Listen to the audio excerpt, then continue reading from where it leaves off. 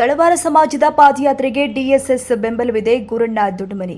ತುಳಿತಕ್ಕೊಳಗಾದ ಸಮುದಾಯಗಳಿಗೆ ಸಾಮಾಜಿಕ ನ್ಯಾಯ ಸಿಗಬೇಕೆಂಬ ಡಾ ಬಾಬಾ ಸಾಹೇಬ್ ಅಂಬೇಡ್ಕರ್ ಅವರ ಆಸೆಯಂತೆ ತಳವಾರ ಸಮಾಜಕ್ಕೆ ಸಾಂವಿಧಾನಿಕವಾಗಿ ನ್ಯಾಯ ಸಿಕ್ಕಿದ್ರೂ ಇಲ್ಲಿನ ರಾಜ್ಯ ಸರ್ಕಾರ ಪರಿಶಿಷ್ಟ ಪಂಗಡ ಜಾತಿ ಪ್ರಮಾಣ ಪತ್ರ ಸಿಂಧುತ್ವ ಸೇರಿ ಸರ್ಕಾರದ ಯಾವುದೇ ಸೌಲಭ್ಯ ನೀಡುತ್ತಿಲ್ಲವೆಂದು ಕರ್ನಾಟಕ ರಾಜ್ಯ ತಳವಾರ ಸಮಾಜ ಹಮ್ಮಿಕೊಂಡಿರುವ ಪಾದಯಾತ್ರೆಗೆ ಡಿಎಸ್ಎಸ್ನ ಸಂಪೂರ್ಣ ಬೆಂಬಲವಿದೆ ಎಂದು ಸಮಿತಿಯ ಹಿರಿಯ ಮುಖಂಡ ಗುರಣ್ಣ ದೊಡ್ಡಮನಿ ಕಾಚಾಪುರ್ ಅವರು ಹೇಳಿದ್ದಾರೆ. ಕಣಿಮೇಶ್ವರ ಗ್ರಾಮದಿಂದ ಆರಂಭವಾದ ಪಾದಯಾತ್ರೆ ಮಾಗಣಗೇರಿ ಮಳ್ಳಿನಾಗರಹಳ್ಳಿ ಮಾರ್ಗವಾಗಿ ಕಾಚಾಪುರಕ್ಕೆ ಬಂದ ಸಂದರ್ಭದಲ್ಲಿ ಬೆಂಬಲ ಸೂಚಿಸಿ ಮಾತನಾಡಿದರು. ಡಾ ಬಾಬಾ ಸಾಹೇಬ್ ಅಂಬೇಡ್ಕರ್ ಅವರು ಕೇವಲ ಒಂದು ಸಮುದಾಯಕ್ಕಾಗಿ ಸಂವಿಧಾನ ಬರೆದಿಲ್ಲ, ಈ ದೇಶದ ಎಲ್ಲ ಜಾತಿ ಧರ್ಮದವರಿಗಾಗಿ ಸಂವಿಧಾನ ಬರೆದಿದ್ದಾರೆ. ಆದ್ದರಿಂದ ಈ ದೇಶದ ಸಂವಿಧಾನದಲ್ಲಿ ಕಾನೂನಿನಲ್ಲಿ ಎಲ್ಲರೂ ಪಾಲುದಾರರು.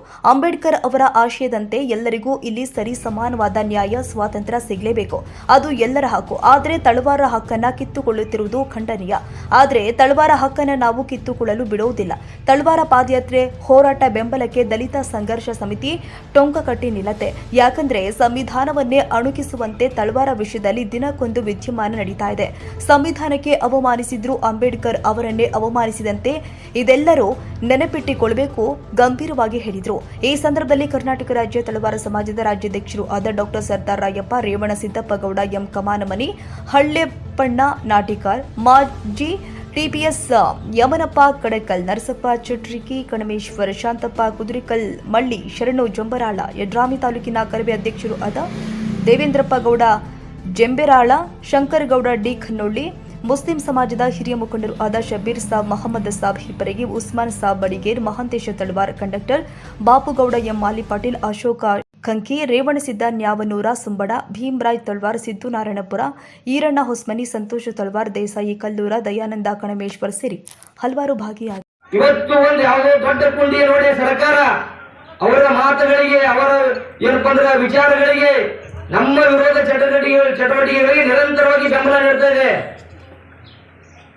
ಅದನ್ನು ನಾವೆಲ್ಲರೂ ಎಷ್ಟು ದಿನ ಅಂತ ಸಹಿಸಿಕೊಳ್ಳಕ್ಕೆ ಸಾಧ್ಯದ? ಹಾಗಾಗಿ ನಾವು ನಿಮ್ಮಂಗೆ ಒಳಗೆ ಜಾತಿ ಮಾಡ್ತೀವಿ, ನಿಮ್ಮಂಗೆ ಒಳಗೆ ನಾವು ಕುಲದ ನೆಲೆಯನ್ನು ಬಲ್ಲಿರಿ, ನಿಮ್ಮ ಮನಸ್ಥಿತಿಯನ್ನು ನಾವು ತಿಳ್ಕೊಂಡಿವಿ. ಇವತ್ತು ಅದನ್ನು ನಾವು ಪ್ರಶ್ನೆ ಮಾಡ್ತೀವಿ.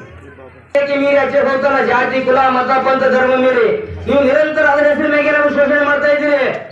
ಮಾತಿರ್ತಿದ್ರೆ ಸಂವಿಧಾನ, ಸಿದ್ಧಾಂತ, ಬುದ್ಧ, ಬಸವ, ಅಂಬೇಡ್ಕರ್ ಅಂತ ನಾನು ನಿನ್ನೆ ಏನ್ ಹೇಳಿದೆ, ಇವತ್ತು ಅದೇ ಹೇಳ್ತಾ ಇದ್ದೀನಿ.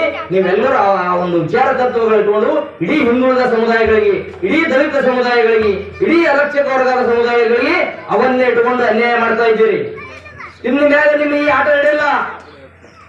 ಯಾವಾಗ ಚಿನ್ನಪ್ಪ ರೆಡ್ಡಿ ಆಯೋಗದ ನಂತರ NC ಹಾನೂರ ಆಯೋಗ ವರದಿ ಈಚೆಗೆ ಬರ್ಲಿಕ್ಕೆ ಸಾಧ್ಯ ಅದು ಪ್ರತಿಯೊಂದು ಸಮುದಾಯಗಳ ಏನಪ್ಪ ಅಂದ್ರೆ ಅವರ ಅಂಕೆ ಸಂಖ್ಯೆ ಹಿಡ್ಕೊಂಡು, ಅವರ ಜಾತಿ ಹಿಡ್ಕೊಂಡು ನಿರಂತರವಾಗಿ ತಿರುಚಿ ಅವರನ್ನ ಪ್ರತಿಯೊಂದು ಸೌಲಭ್ಯದಿಂದ ವಂಚಿಸ್ತಾ ಬಂತು ಇಲ್ಲಿಯ ಸರ್ಕಾರ. ಒಂದು ಕೋಮಿನ ಒಂದು ಸಮುದಾಯದ ಅವರಪ್ಪ ಆಶೆ ಕಾಪಾಡಕ್ಕಾಗಿ ಎಲ್ಲಿ ತನಕ ಇದು ನೀವು ಕಣ್ಣು ಮುಚ್ಚಾಲೆ ಆಟ ಆಡ್ತಾ ಇದ್ದೀರಿ? ಎಲ್ಲಿ ತನಕ ಜನಗಳಿಗೆ ದಾರಿ ತಪ್ಪಿಸುವ ಕೆಲಸ ಮಾಡ್ತೀರಿ? ಮಾತೆತ್ತಿರ ತತ್ವ ಸಿದ್ಧಾಂತಗಳ ಬಗ್ಗೆ ಮಾತಾಡ್ತೀರಿ, ಆದರೆ ಮನೆಗೆ ಹೋದ ಮೂಲಕ ಮತ್ತ ನೀವು ತಿನ್ನೋದು ಬದನೆಕಾಯಿ. ಹೇಳ್ತೀರಿ ಪುರಾಣ ದೊಡ್ಡದಲ್ಲ, ನೀವು ಪುರಾಣ ಹೇಳಿ ಮನೆಗೆ ಹೋದ ಮೂಲಕ ನೀವು ಬದನೆಕಾಯಿ ತಿನ್ನೋದ ನೋಡಿವಿ, ಮತ್ತು ನಿಮ್ಗೆ ನಾವು ಪುರಾಣ ಹೇಳಕ್ ಬಿಡಲ್ಲ. ಒಂದು ವೇಳೆ ನೀವು ಅದನ್ನೇ ಮುಂದುವರಿಸಿದ್ರ ಇವತ್ತು ನಮ್ಗೆ ಯಾರ್ಯಾರು ತೊಂದರೆ ಕೊಟ್ಟಿದ್ರು 5 ವರ್ಷದಿಂದ ಅವ್ರ ಪರಿಸ್ಥಿತಿ ಏನೇನಾಗಿದೆ ನೀವು ಸೂಕ್ಷ್ಮವಾಗಿ ಗಮನಿಸ್ಬೇಕು. ನಾವೇ ಮಾಡಿವಿ ಅಂತ ಎಲ್ಲಿನೂ ಹೇಳಿಲ್ಲ. ನಾವು ನಮಗೆ ಎಲ್ಲ ತನಕ ಅಲಕ್ಷ್ಯ ಮಾಡಿರಿ, ನಾವು ಏನ್ ಮಾಡ್ಬೇಕು ಮಾಡಿವಿ. ಇನ್ನು ಮ್ಯಾಗ ನಿಮ್ಮ ಆಟ ನಡೆಯಲ್ಲ. ದಯವಿಟ್ಟು ನಿಮ್ಮೆಲ್ಲರಿಗೂ ಹೇಳ್ತಿದ್ದೀನಿ, ನಮ್ಮ ತಾಲೂಕದಾಗಿಲ್ಲ, ನಿಮ್ಮ ತಾಲೂಕದಾಗಿಲ್ಲ, ಇದು ಎಲ್ಲಾ ತಾಲೂಕುಗಳನ್ನು ಒಳಗೊಂಡಂತ ಒಂದು ಹೋರಾಟ ರೂಪಿಸಿವಿ.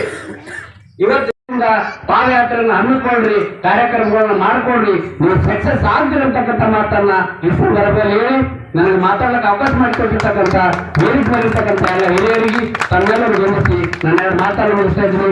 ದಯವಿಟ್ಟು ಕ್ಷಮಿಸಬೇಕು, ಅದನ್ನು ಹೋಗೋದಾಗ ನಾನು